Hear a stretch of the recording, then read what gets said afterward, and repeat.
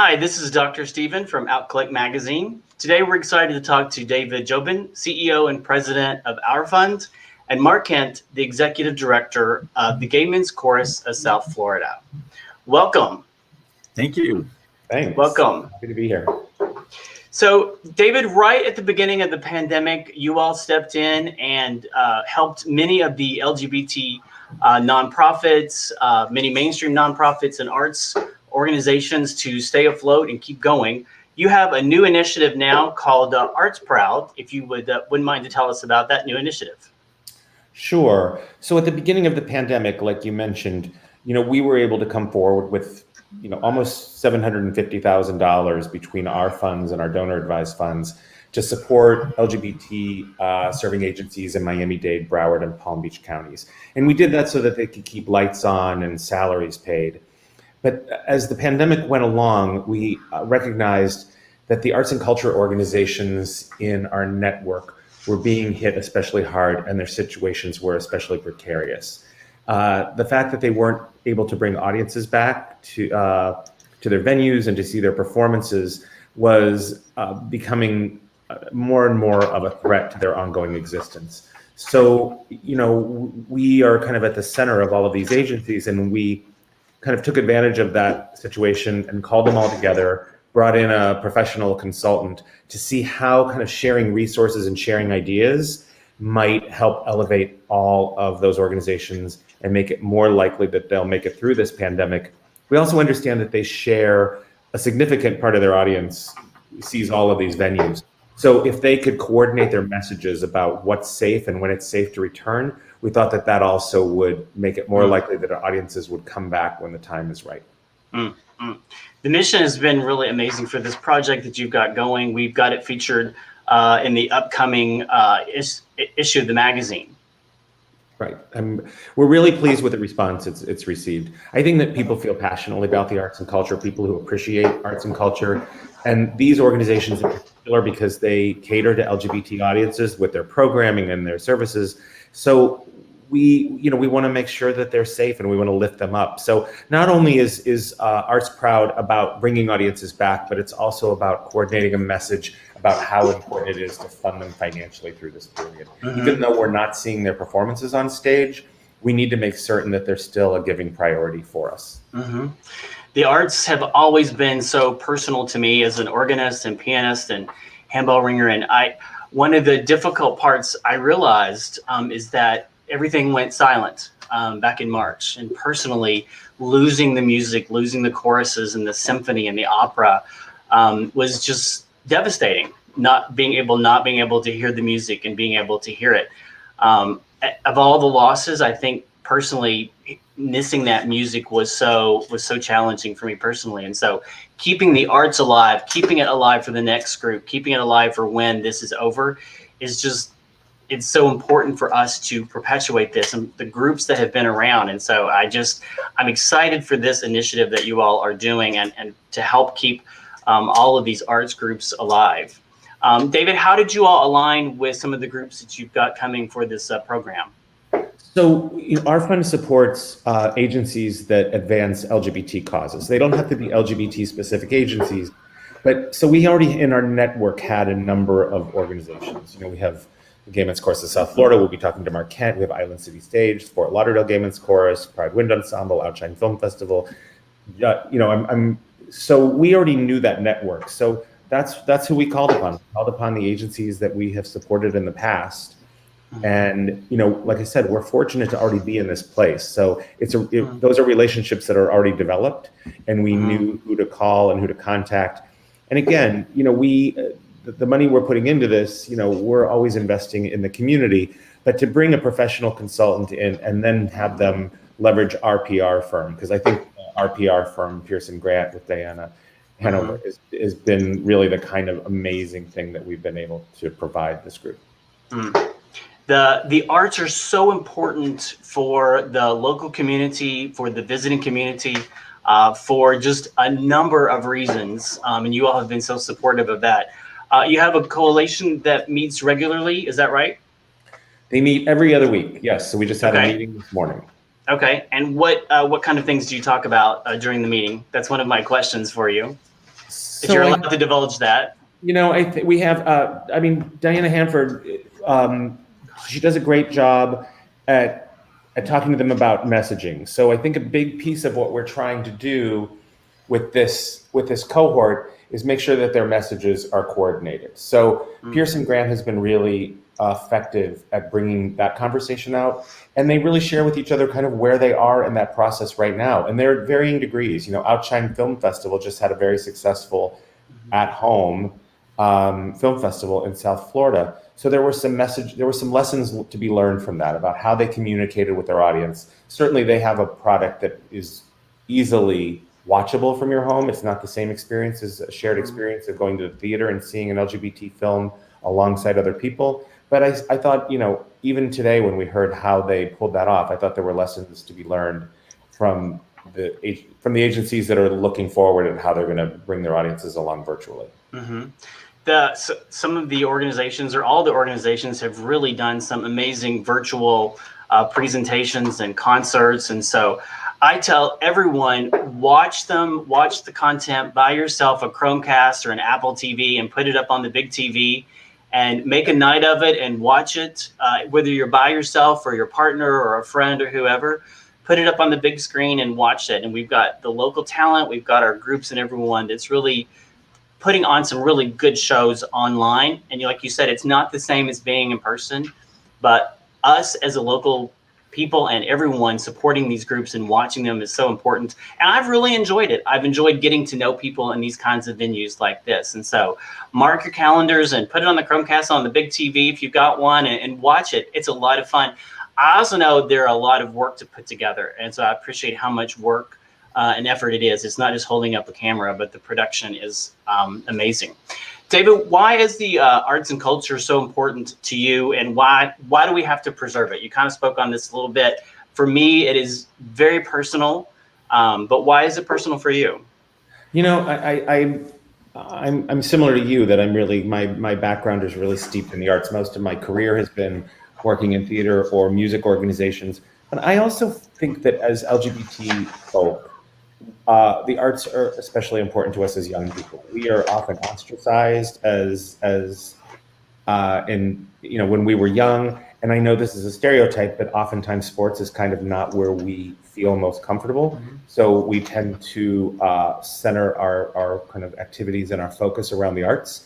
I always say my school didn't have a gay and lesbian organization, but we did have drama club. So, that's kind of, I think we're drawn to that as young people for whatever reason. And it might be just that we shied away from sports, that we were timid to participate in sports, many young gay men. And we found this home in chorus and in band and in, theater. So it's remained a really important part of my life. And, you said earlier, I just can't wait to be in theaters and seeing choruses and theater productions again. It's the thing that I miss the most during this whole pandemic. Yep. I think that's very true. I used to play the organ in front of 2,000 people. I will not throw a ball in front of anyone. No, my greatest fear in life is that a Frisbee is coming at me. Oh yeah. Now I might do that at the beach, but don't ask me to catch a ball, throw a ball. Right. No. Yeah. Something like snakes. I'm afraid of Frisbees. I'm afraid of basketball. Or football or any of those sports. Right. But yes. And Mark, tell us about the Gay Men's Chorus of South Florida and how your organization. Mark. Yes, Mark, tell us your fears. Tell us all your fears. This is the time. Well, the big wake up call I had when I had the same anxiety about Frisbees coming at me uncontrollably until I finally had a good friend take me by the shoulders and explain to me that those were not just randomly drawn to me like a magnet. They were likely thrown at me. So that was not encouraging. The course, we're hanging in there. And, the impact of this pandemic on our organization has been pretty severe. Like a lot of arts organizations, we depend on people getting together in order to do what we do. We need them to get together in our audiences.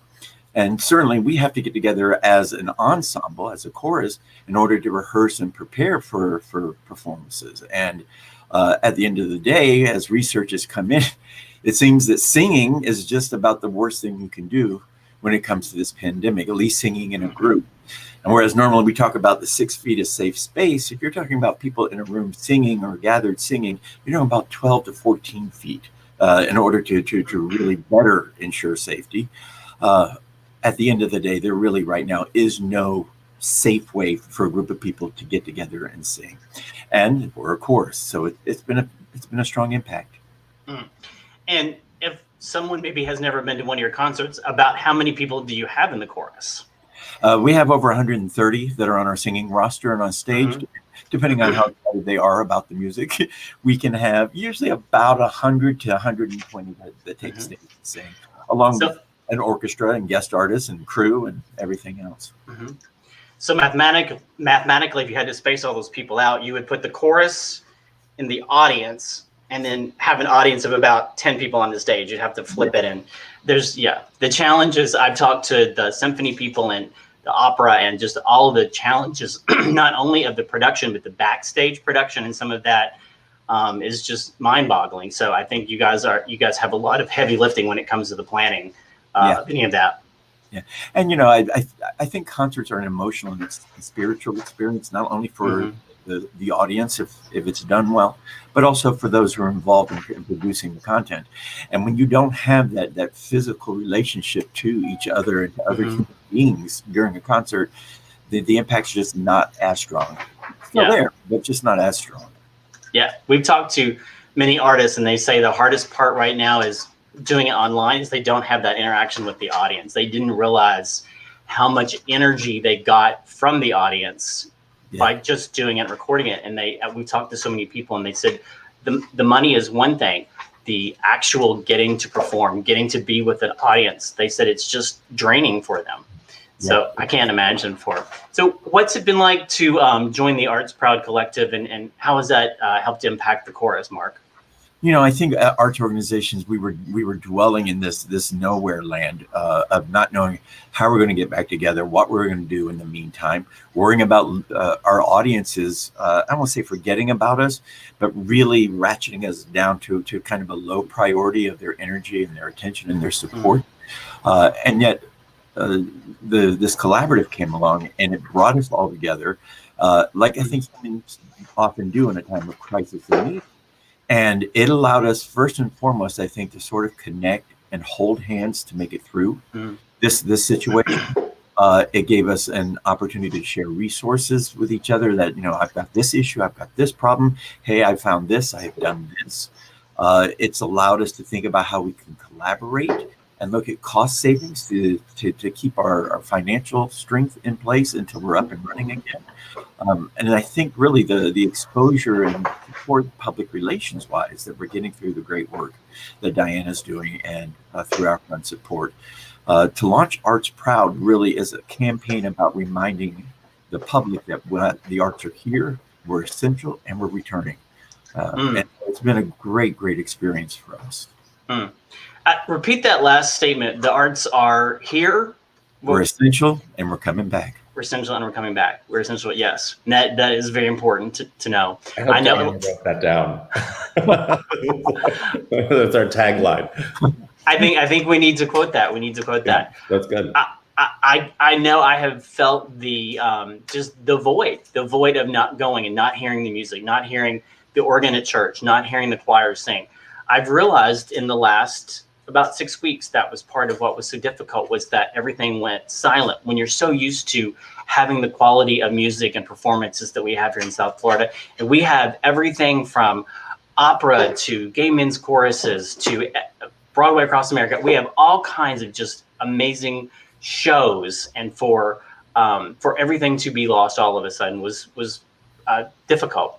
So, but I think for you guys too, the leadership was hit so hard with so many unknowns for timelines and financials and everything. So we've been working with people as much as we can. So I applaud what you all are doing, Mark. The chorus is a great organization. We'll ask you the same question. Why are the arts so important to you? I can probably guess, but why are they so important to you? I happen to believe that the arts are an emotional language of the human experience. It's not about just dancing and singing for fun. And I'm going to hone in on music right now because that's the field that I'm in the organization I represent. I think that when we experience music, we really find a way to communicate on the deepest level, who we are inside. We communicate our feelings. We communicate our experiences and our reactions to what happens around us. This pandemic right now is such I would almost say a traumatic experience that people are going through.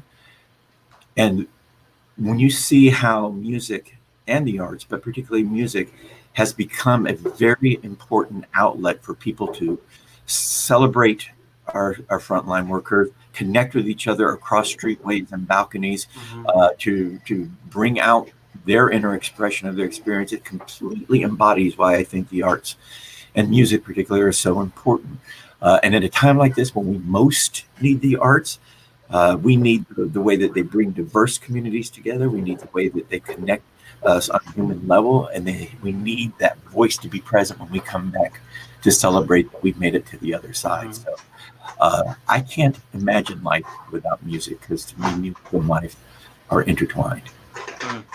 I think you made a good point. At a time in history when we need music to replenish our soul and to encourage us, it's a time when we don't have it. That's such a good point that you made. That this is the time when we need it, and it's gone, and we can't have it right now. So, my prediction is when things are back to normal, we will appreciate even more so the musical gifts of these kinds of groups. I think there will be standing ovations, there'll be crying, there'll be everything in the world of just people that said, "Oh my God, I didn't realize." Sometimes you don't realize what you have until it's gone.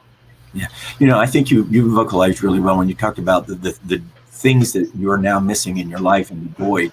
And I think if we reflect on it, it's not that you're missing hearing something and you're not missing seeing something. I think most of all, the void is a reflection that we miss what we feel, what we felt in those experiences, and how it nourished us internally and made us laugh and brought us joy, or made us thoughtful about the human experience. The void is left, I think, on a more human level than just a sensory experience that the arts bring. There's something about collectively going to the whether it's worship or the chorus or whatever it is, going and collectively experiencing that with people. Why do you all think it's so important that the LGBT community kind of join forces during this time, even more so? Is that a question for me or Mark or both of us? Or either one. Why is probably more so, David, for you? Yeah, I think there's something about communities coming together. These are organizations that, you might assume are actually competitors, and in some respect they are, but there's also an acknowledgement that they share audiences and that a rising tide lifts all ships. And I'm really inspired by their coming together. From the very beginning, these meetings have been incredibly productive. Everyone has really kind of put it right on the line. They share kind of the challenges they're facing, and they know that they're there to lift each other up. And LGBT people, I mean, we've had to band together for, since the beginning of time, but I think we're much stronger together, and this is a perfect example of that. Yeah, and to piggyback on that, again, our fund's just done such a tremendous job of bringing the arts community together, and they've had a focus the entire time I've been down here about making South Florida the most livable place for LGBTQ plus individuals, and you can't be the most livable place without a vibrant arts community. And LGBTQ people know what it means to come together as a common force to overcome something that's thrown our way, a challenge or a setback of some kind. So this is just a perfect example, another great example of how we as a community can really lean on our commonality, to give us collective strength to overcome this big, broad challenge of this pandemic. A huge shout out to our fund for having the sight and the belief and the importance and the value of the arts to make this happen. And it's been very effective so far.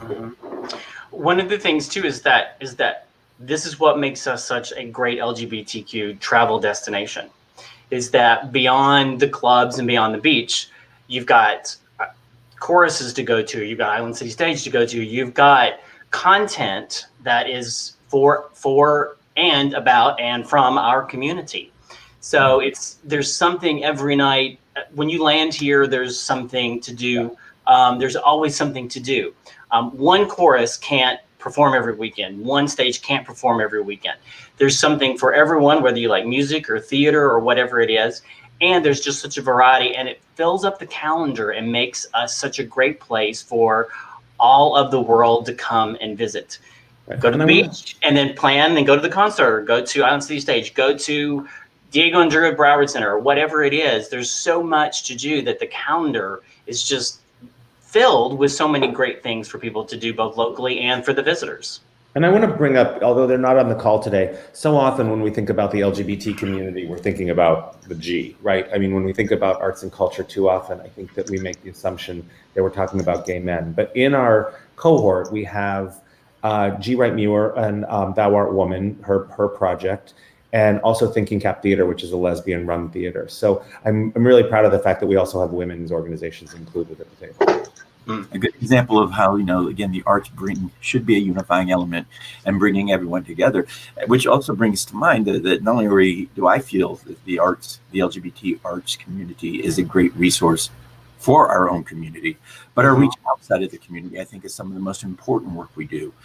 Most of the arts organizations could only hope to have a strong following with a designated community, but for the community of individuals who do not identify as LGBTQ, but really are allies or even just curious.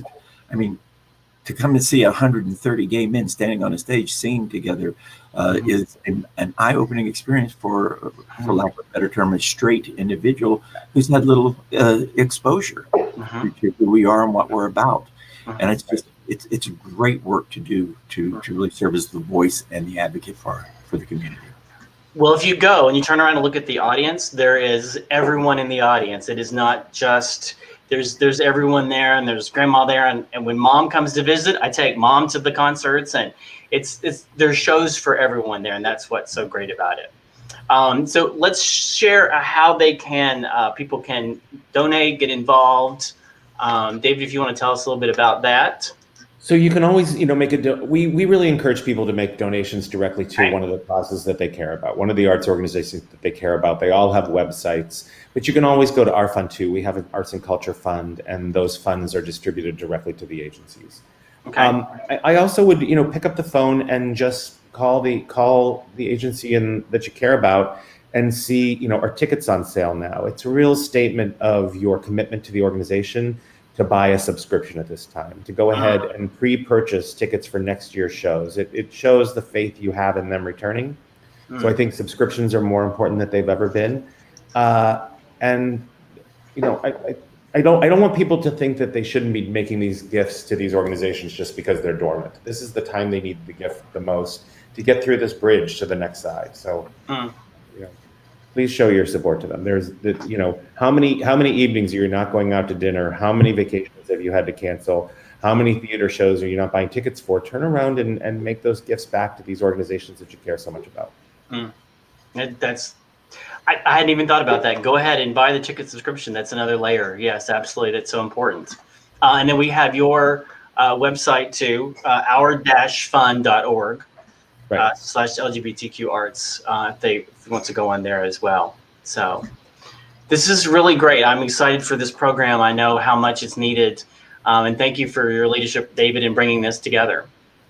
Thanks for always putting this out there. You and I have had this conversation so many times, but I think OutClick has done an amazing job at getting past just the kind of bar scene that exists here that we all know about and we all appreciate, and it certainly is a big reason that we're the tourist destination that we are. But there's a whole nother South Florida that we know about, and I think you've done such a great job of telling those stories and making us feel proud about the community that we live in. So I can't thank you enough for really showcasing the arts and culture in this region as you've done. Thank you. Yeah. I appreciate that a lot. Yeah, it's made a big difference. Yeah, I echo that. And this interview is just a perfect example. I'm so grateful to you and to OutClick for doing this. But it's just another example of how OutClick really brings out the depths and the layers of our community to really show how vibrant we are and how much we have to offer.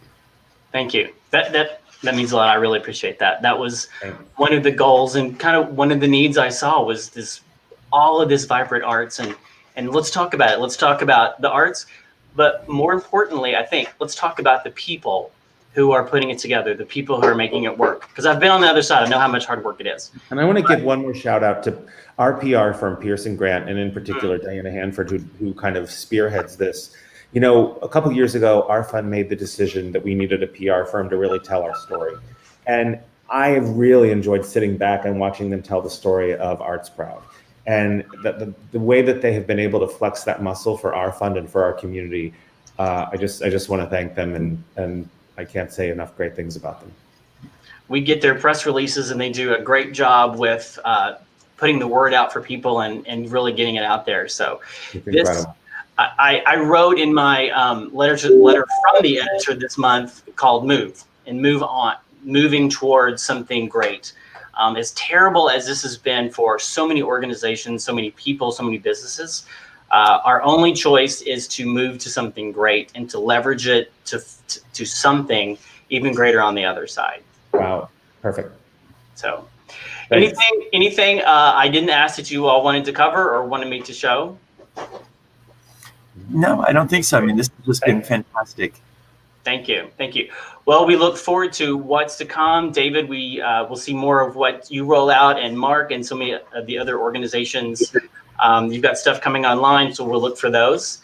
And thank you again for everything. We are super excited, believe it or not, in what's to come. We're super excited for what's to come. Thank you. Have a good afternoon. Thank you. You too.